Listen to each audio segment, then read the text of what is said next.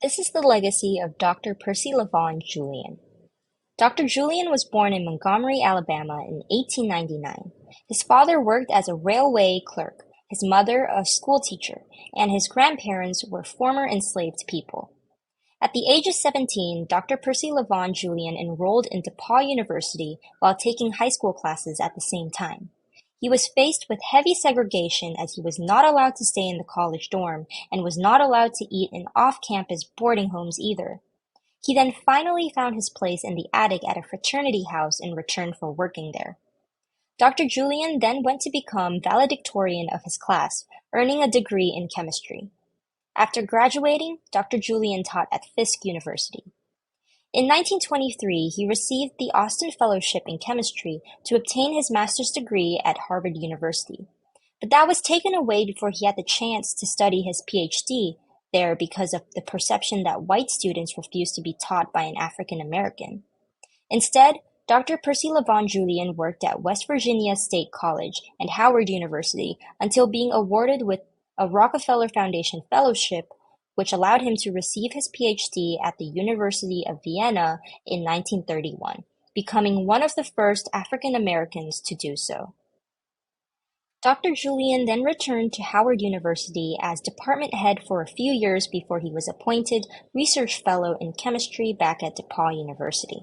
He developed a fascination with soybeans and their interesting properties and capabilities. He used this fascination and his passion in organic chemistry to synthesize physostigmine from the Calabar bean.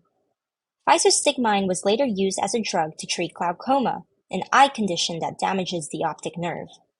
Following this in 1940, Dr. Percy Lavon Julian started research at Glidden Company as chief chemist and the director of the soy product division, becoming the first African American scientist to be hired for such a position. Here, Julian's research worked in inventing latex paints, firefighting foams, and water-resistant paper coatings from plants. However, his work took a turn while he started synthesizing progesterone, estrogen, and testosterone, which are all sex hormones from plants using soybean oil. This was significant at the time because Dr. Julian was able to produce large quantities of components of steroids from abundant plant products, as opposed to smaller quantities clinicians were extracting from animal spinal cords. In 1948, the Mayo Clinic announced a steroid hormone called cortisone as a treatment for rheumatoid arthritis, an inflammatory disease that causes painful swellings at the joints of the body, destroying cartilage and bone. Except their treatment was scarce because of its inefficient method of synthesizing it from animals. Therefore, Dr. Julian started working on synthesizing cortisone the same way he synthesized physostigmines and sex hormones. To aid the process of potentially mass-producing cortisone, Dr. Julian discovered the process for synthesizing Reichstein's substance S, which was chemically the nearest to the molecule of cortisone. Thanks to his discovery, scientists quickly found a way to add that single oxygen atom labeled here to Julian's product of Reichstein's substance S to artificially produce cortisone, making it more affordable to the general public.